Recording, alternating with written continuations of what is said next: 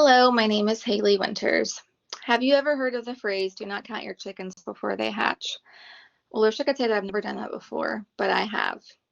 Too often we go at something too fast without thinking it through or planning it properly. Just a few weeks ago, I made all these plans to move into this new house and what I would do once we moved into the home before we even got the keys. It's very easy to get excited and for new changes and experiences. However, it can be unfortunate if you celebrate too early before because things can always change and things will not always go your way. Today, I'm going to talk about two examples, and then we'll explain this fable. First, I'll explain Aesop's fable, the milkmaid and her pill, and why it's not a good idea to celebrate things before the actual work is done. Next, I'll share a story of my own. So, Aesop's fable of the milkmaid and her pill, maybe unfamiliar, but the phrase, don't count your chickens before they hatch, is not. Um, so the Aesop fable tells the story of the milkmaid that plans what she will do with the profit of her milk before she even sells it. According to Current Biology, retrieved on August 23rd, 2023, this is known as optimism bias.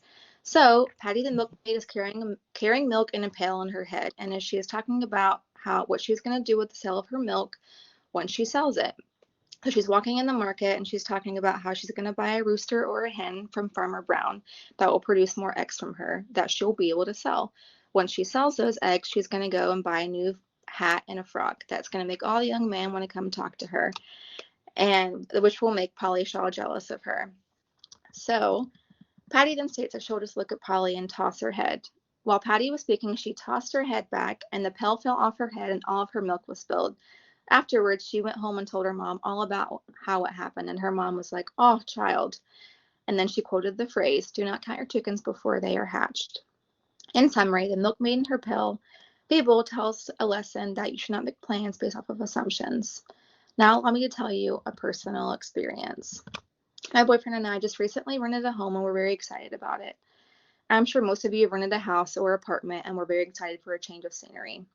I rented a house in the town of Brayford, and we were so excited to move out of our current apartment.